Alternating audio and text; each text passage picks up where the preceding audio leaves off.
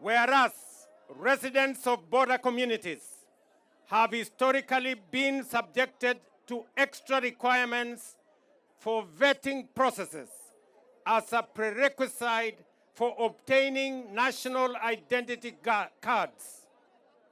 Whereas the Presidency and the National Assembly and other government offices have received numerous petitions from these communities decrying the extra requirements for vetting as unjust, unfair, discriminatory, and disenfranchising.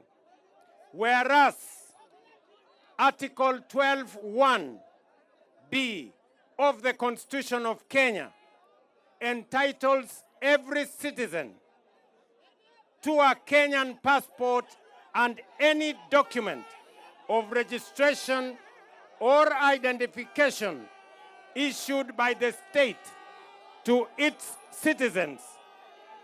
Whereas Article 27(1) of the Constitution affirms that every person is equal before the law and guarantees all citizens the right to equal protection and benefit of the law, whereas Article 27(4) prohibits the state from discriminating directly or indirectly against any person on any ground, including race, sex, pregnancy, marital status, health status, ethnic or social origin, color, age, disability, religion, conscience, belief, culture, dress, language, or birth.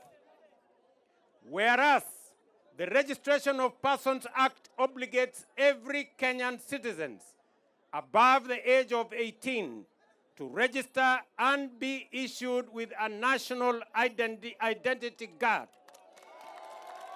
Whereas the Ministry of Interior and National Administration has reviewed and piloted new guidelines for registration and issuance of identity cards in border communities. Reasons, therefore, I, William Samoei Ruto, President and Commander-in-Chief of the Kenya Defense Forces, having considered the said petitions in light of the Constitution of Kenya, our national values and principles of governance, by authority vested in me by the Constitution of Kenya, do hereby proclaim and order. Number one, that the extra requirements for vetting and ethnic profiling to which persons living within border counties are subjected to during registration and issuance of national identity documents shall be and is hereby discontinued.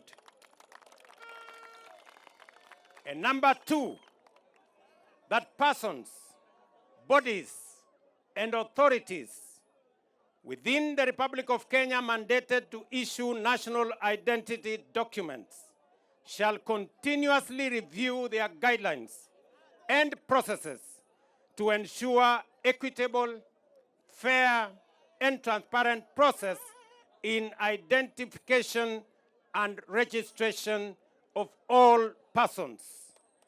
Dated the 5th February, the year of the Lord, 2025. Asanteni sana.